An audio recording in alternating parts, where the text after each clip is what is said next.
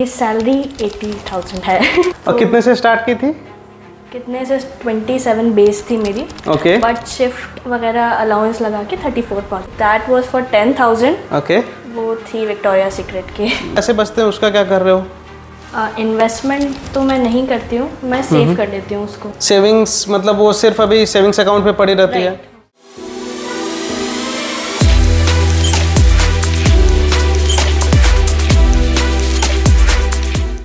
Hi everyone, welcome to the Real People Real Money by your FinBuddy।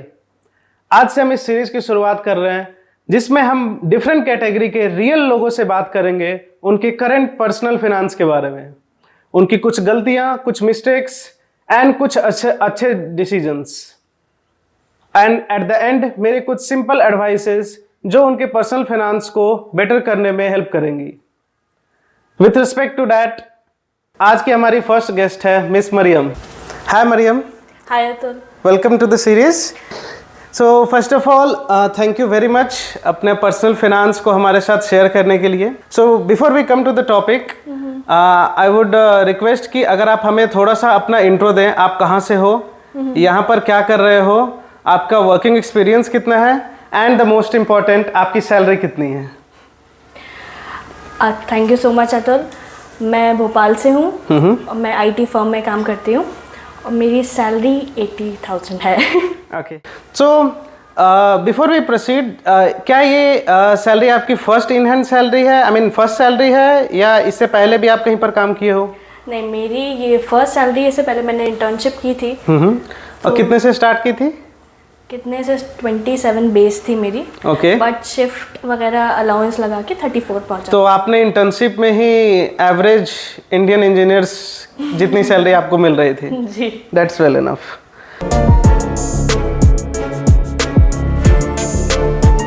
Okay, so हम सबसे पहले start करते हैं आपके एक्सपेंसेस से।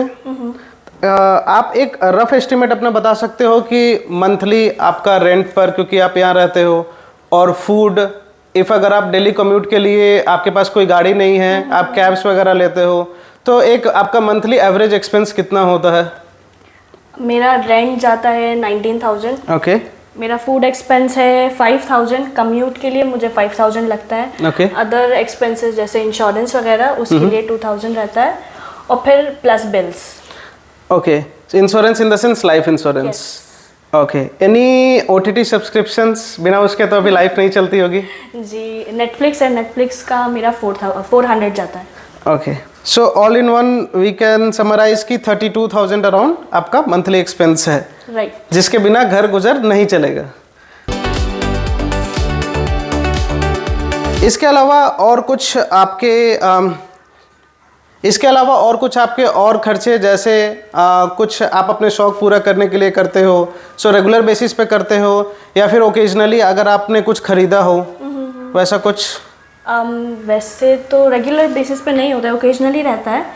तो ब्रांडेड परफ्यूम्स हैं। ओके। और मुझे ग्लास और सिरामिक क्रॉकरी का बहुत शौक है। ओके। कौन सी सबसे महंगी परफ्यूम आपने खरीदी आज तक? Okay, that was for 10,000। Okay. वो थी विक्टोरिया सीक्रेट की। यहाँ तो मुझे लग रहा है मैंने 100 रुपीज़ की भी परफ्यूम में अभी तक काम चला रहा हूँ। ठीक है।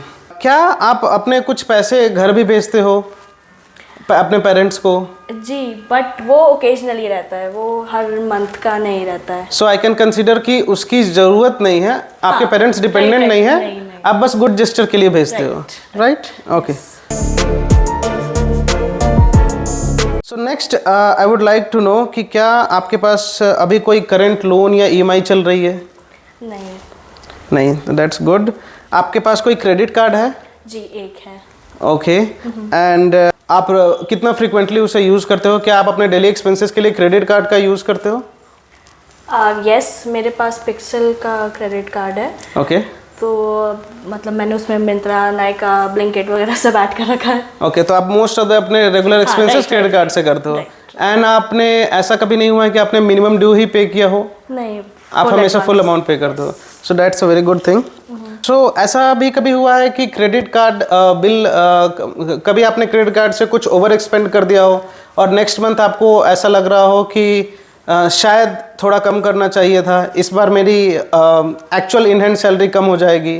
ऐसा कभी लगा है? हाँ, मतलब रहता है वो तो, बट मतलब मैं कोशिश करती हूँ कि सब बट कंट्रोल्ड है। यस। ओके, आपके पास अभी कुछ इमरजेंसी फंड है? नहीं, इमरजेंसी फंड मतलब आप समझ रहे हो what actually I mean?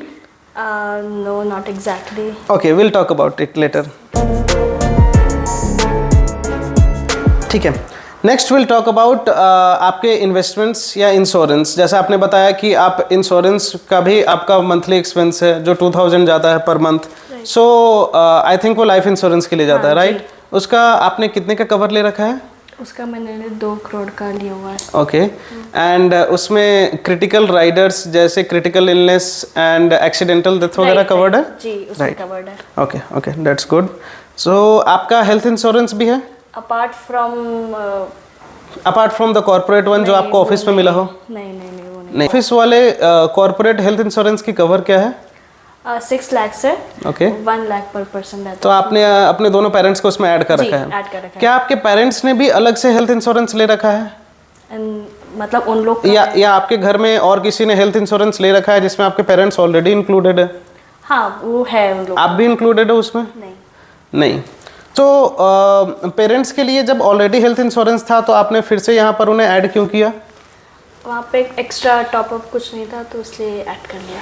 Okay, so if I talk about total health cover of your family, let say अगर मैं पर पर्सन की बात करूँ तो वो कितना है?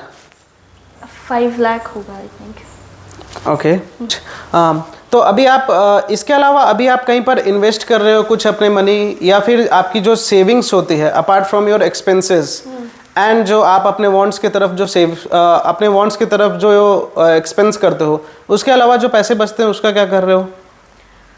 इन्वेस्टमेंट तो मैं नहीं करती हूँ, मैं सेव कर लेती हूँ उसको।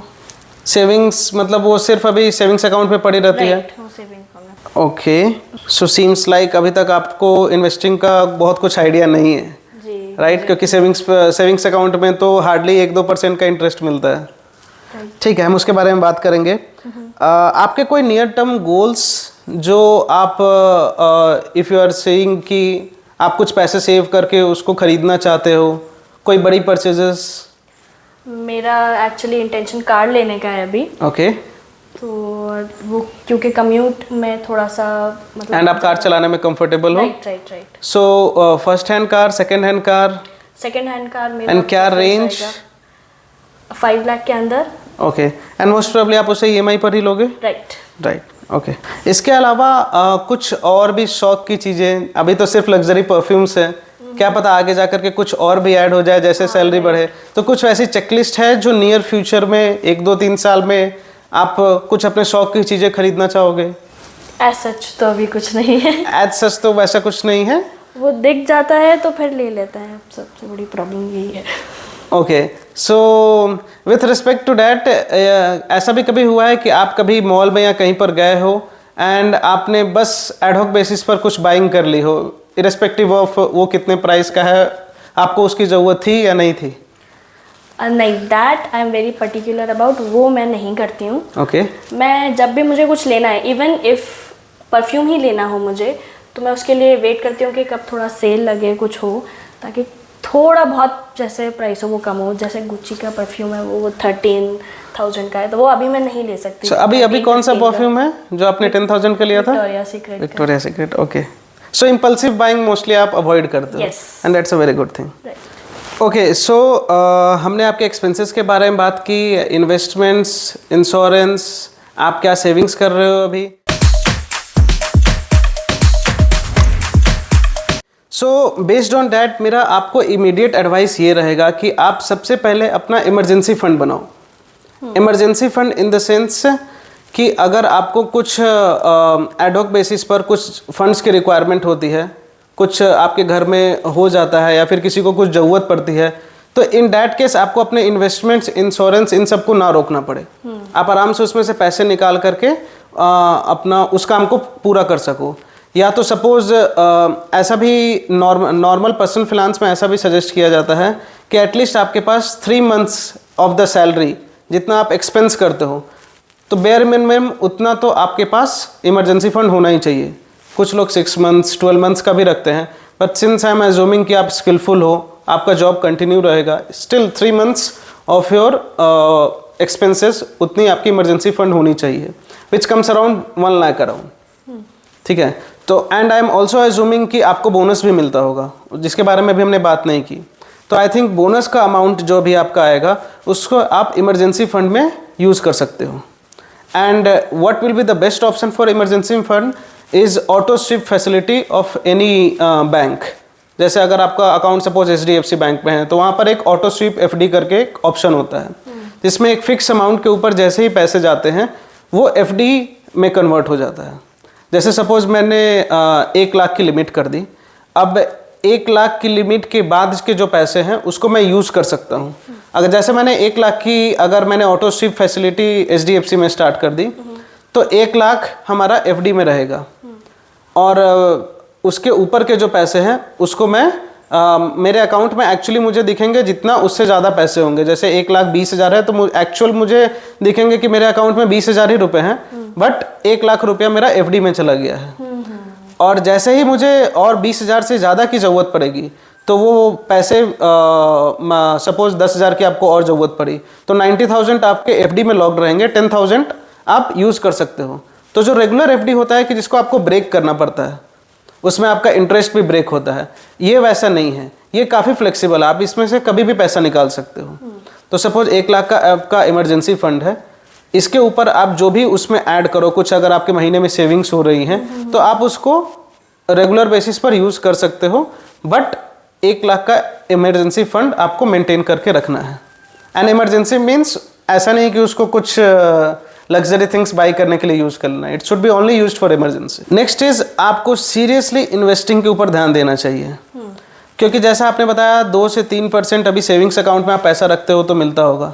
आपको पता है इंडिया में इन्फ्लेशन ही 6-7% की है, तो अगर आपके पैसे 6-7% से ज़्यादा ग्रो नहीं कर रहे हैं तो आप कभी भी एक अच्छा वेल्थ नहीं क्रिएट कर पाओगे, क्योंकि आपका पैसे की वैल्यू अल्टीमेटली कम ही होती जाएगी। तो FD में भी अगर आप पैसे रखते हो 6-7% मिलता है, तो सपोज आज आपका 1 लाख है, 10 साल बाद वो बढ़ के 10 लाख भी हो जाता है, बट इवेंचुअली वो 1 लाख के बराबर ही होगा आज का।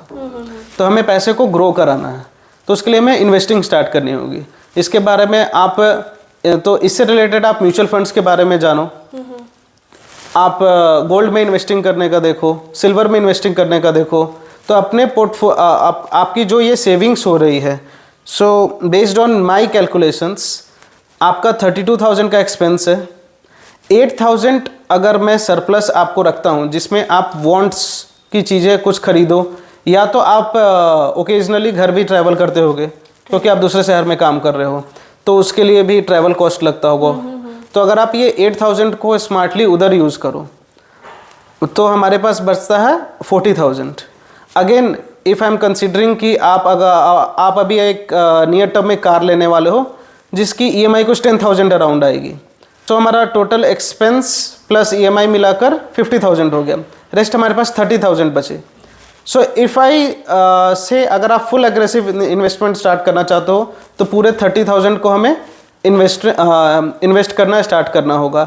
If not at least 25,000 you should start investing, जिसमें आप डाइवर्सिफिकेशन कर सकते हो based on your risk profile, mutual funds के बारे में अच्छे से समझ के, और कुछ अमाउंट आप गोल्ड में भी इन्वेस्ट कर सकते हो।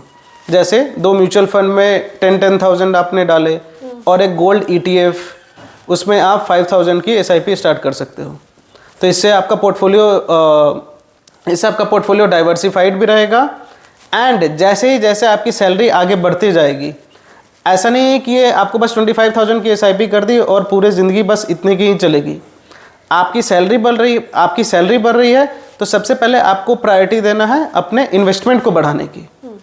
सपोज 10% से सैलरी बढ़ी तो 5-10% से अपनी SIP को भी टॉपअप करो, उसके बाद जो एक्स्ट्रा पैसे बच जाते हैं उसको अपने शौक के लिए यूज़ करो, क्योंकि लाइफस्टाइल अपग्रेड ऐसा तो नहीं होगा कि हर साल लाइफस्टाइल अपग्रेड होगी, राइट? तो इन्वेस्टमेंट को पहले प्रायोरिटी दो, फिर लाइफस्टाइल अपग्रेड करो। एक और ज़रूरी चीज़, हमेशा इस चीज़ का आपको ध्यान रखना कि आपकी EMI आपके टोटल इन्वेस्टमेंट से ज़्यादा नहीं जानी चाहिए, अदरवाइज़ वो एक और मेजर प्रॉब्लम है जो आपको लॉन्ग रन में वेल्थ क्रिएशन में दिक्कत करेगी।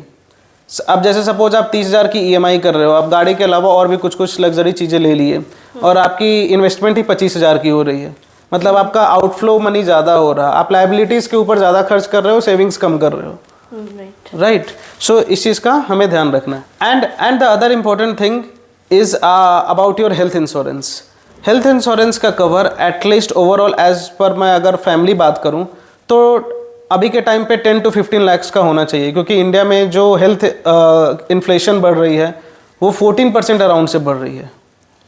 सो हर साल आप अभी जो आप सर्जरी कराओगे, कुछ कराओगे, अगर वो 1 लाख की है तो अगले साल वो 1,20,000 की भी पड़ सकती है, राइट. सो हमें ऐसा हेल्थ कवर लेना है जो थोड़ी ज़्यादा वैल्यू का है, 10 to 15 लाख का. एंड वो मे बी अगर आप ईच ईयर यूज़ ना करते हो तो उसका टॉपअप बढ़ते भी रहे. इसके बारे में, हेल्थ इंश्योरेंस के बारे में, म्यूचुअल फंड्स के बारे में, ETFs के बारे में अगर आपको जानना है तो मेरे चैनल पर ऑलरेडी वीडियो है, आप वहाँ जाकर देख सकते हो. इसके अलावा भी अगर आपको कुछ क्वेश्चंस है तो आप हमें रीच आउट कर सकते हो. So I think all in one ये मेरी कुछ क्विक एडवाइसेस थी जो आपको जितनी जल्दी उतनी जल्दी आप इम्प्लीमेंट कर सको उतना आपके पर्सनल फिनेंस के लिए बेटर रहेगा.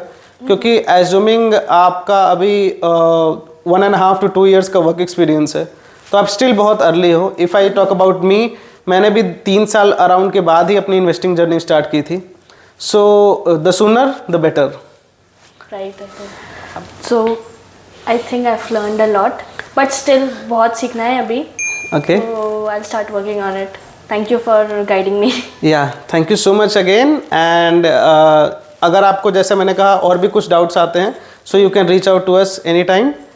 एंड या Absolutely, yeah.